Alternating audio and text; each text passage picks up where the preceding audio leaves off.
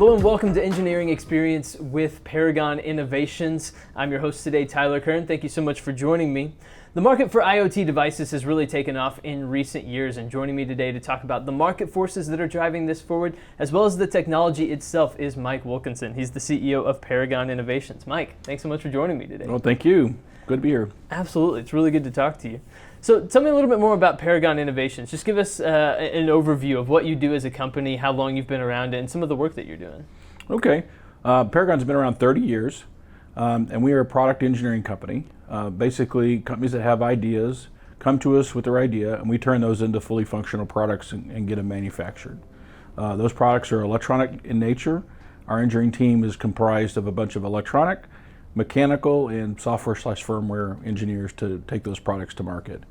Our customers are anything from industries like medical and industrial and some consumer, and then everything has some kind of IoT component to it or wireless component today. And we're very good at that in getting IoT added to products. Interesting. So you used the term IoT there, and that's what we're here to talk about today. A little bit of a state of the union of IoT. So where's the industry going? Where has it been? But just for people that maybe haven't heard that term before, kind of give us a broad overview of what IoT is and maybe how it interacts with our lives. Okay, so IoT is Internet of Things. It's a relatively new term.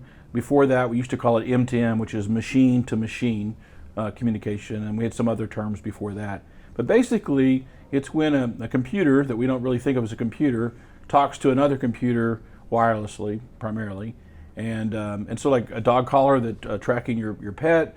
In your car today, you've got computers in your car that can be monitored remotely. The list just goes on and on. Your wireless Ring doorbell, I mean, it just goes on and on. But those are all wireless devices that we call IoT.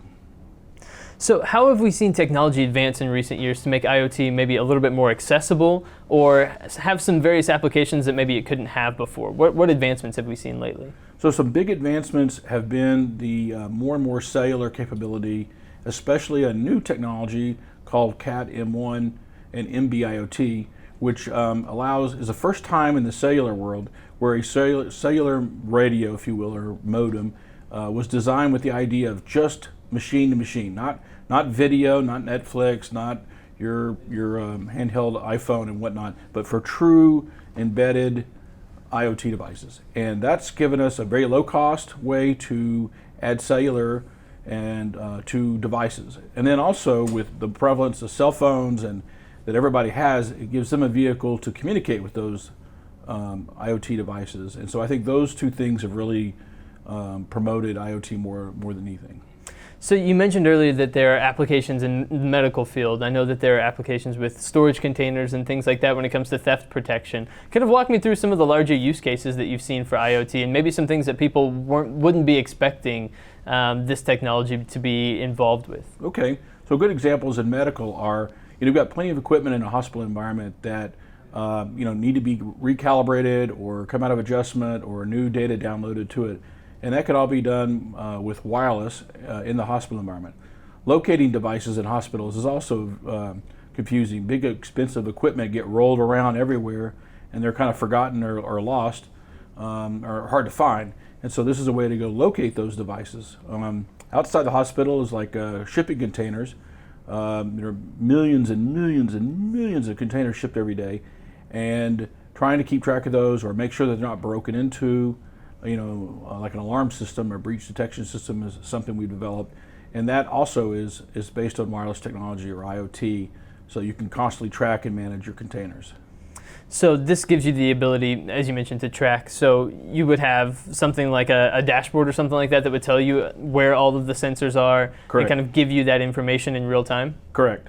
If there's anything wrong with IoT today, it would be that we've got too much information in a dashboard. It's just overwhelming, the data you can see. If you even look at your home, you've got your Ring doorbell, and if you set up cameras everywhere, you could spend your whole life just looking at camera output from outside and inside, and who opened the doors and the house, and when the garage door went up, and when the garage door went down.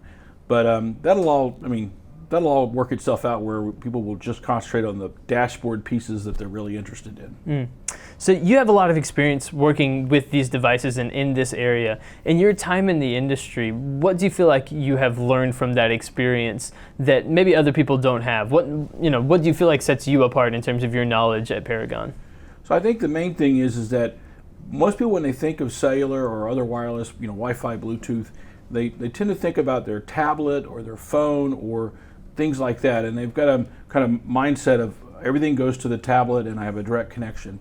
When reality is, or we think a lot of data, like a lot of video or broadband.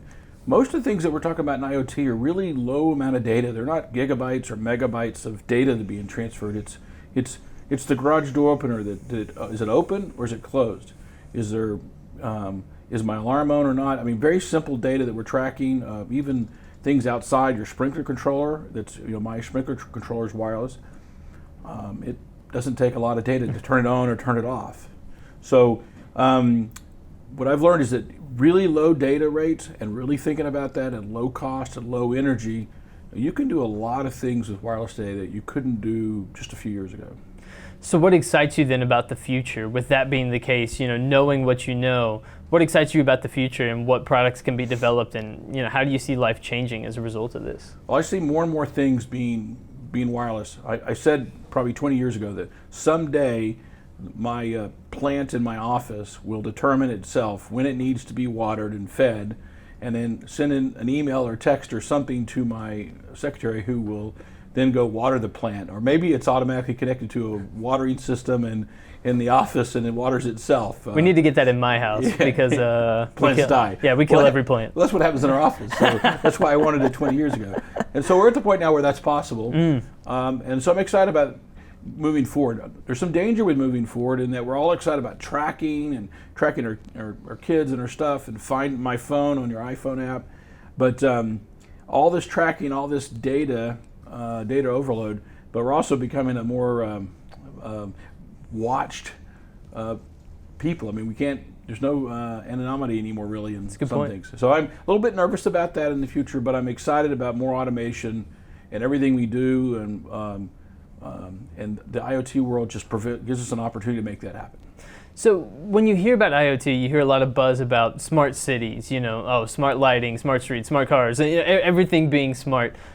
From your perspective, what's realistic? What should people be taking away from that buzz and say, okay, maybe these are the things I should have as expectations rather than, we have an entire city that's completely, what's realistic from your perspective? Good question. And smart cities is a big buzzword today.